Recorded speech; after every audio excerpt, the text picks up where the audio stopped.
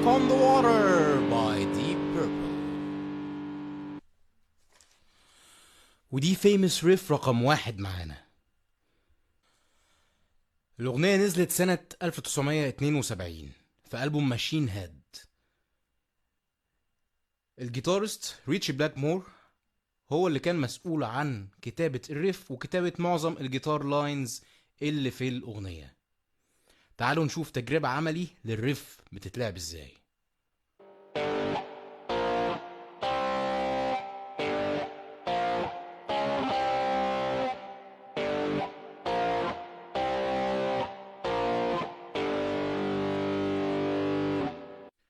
اكتبوا لي تحت في الكومنتس كل الريفس اللي انتوا عايزين تتعلموها سواء على الجيتار او البيس علشان احضرها للريلز اللي جايه، وما تنسوش تعملوا فولو.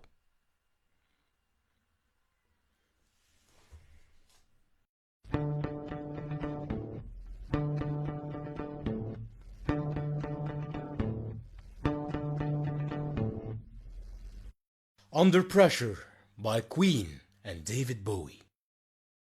الأغنية نزلت كسنجل سنة 1981. جون ديكن البيسس بتاع كوين كان هو المسؤول عن كتابة الريف اللي اتبنت عليها الأغنية كلها. وبالمناسبة هو كان فينجر بيكر، بس في الأغنية دي بالذات استخدم البيك. تعالوا نشوف الريف بتتلعب ازاي.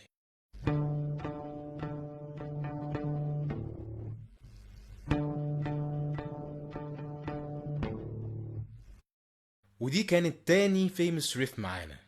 اكتبوا لي تحت في الكومنتس ايه الريفس اللي انتوا عايزين تتعلموها سواء على الجيتار او على البيس، وما تنسوش تعملوا فولو.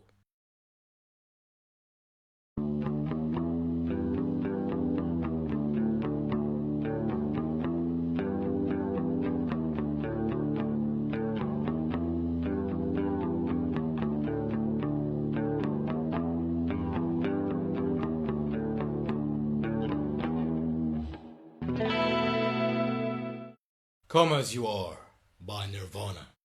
الأغنية نزلت سنة 1991 في ألبوم Nevermind. كيرت كوبين كان دايما بيتون جيتاره يا نص يا درجة كاملة لتحت. في الأغنية بتاعت النهاردة التيونينج هيبقى ستاندرد دي، يعني درجة كاملة لتحت. ومن أهم الحاجات اللي بتميز التون في الأغنية دي هي استخدام كيرت كوبين لإلكترو هارمونكس بادل اسمها سمول كلون. هي كورس بادل، تقدروا تجيبوا تون مشابه باستخدام اي مالتي افكت او اي بيلت ان افكتس موجوده عندكم في الامب لو متاح، او اي كورس بادل تانية، مش شرط هي. طبعا هيبقى فيه اختلافات بسيطه ولكن التون هيبقى مشابه. تعالوا نشوف تجربه عملي للريف بتتلعب ازاي.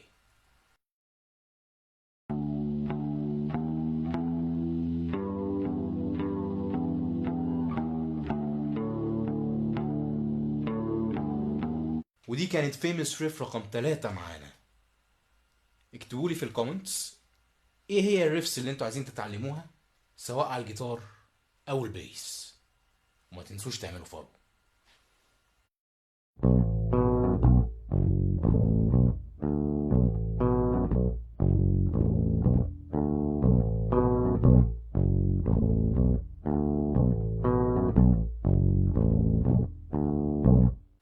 Money by Pink Floyd.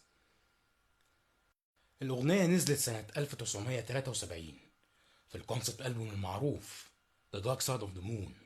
روجر وولرز كان كاتب الريف أصلا على أكوستيك جيتار، ولكن في الريكورد لعبها على البيس.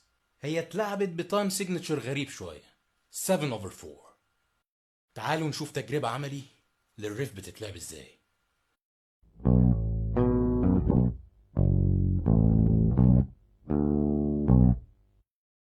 ودي كانت فيمس ريف رقم 4 معانا. اكتبولي تحت في الكومنتس ايه هي الريفس اللي عايزين تتعلموها سواء على الجيتار او البيس، وما تنسوش تعملوا فولو.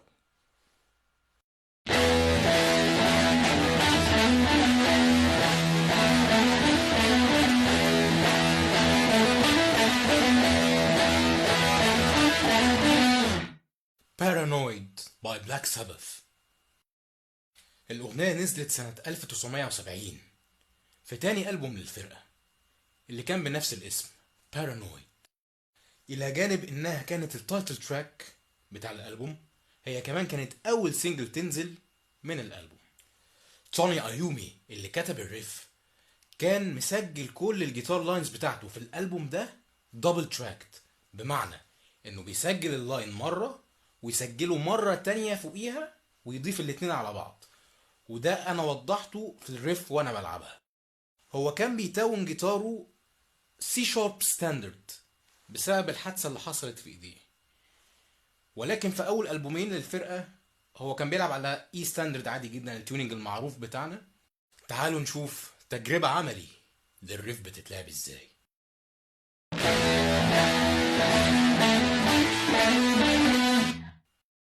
ودي كانت فيمس ريف رقم 5 معانا. ادخلوا على الاكونت وشوفوا الريفس اللي فاتت واكتبوا لي تحت في الكومنتس ايه هي الريفس اللي عايزين تتعلموها، سواء على الجيتار او البيس. وما تنسوش تعملوا فولو.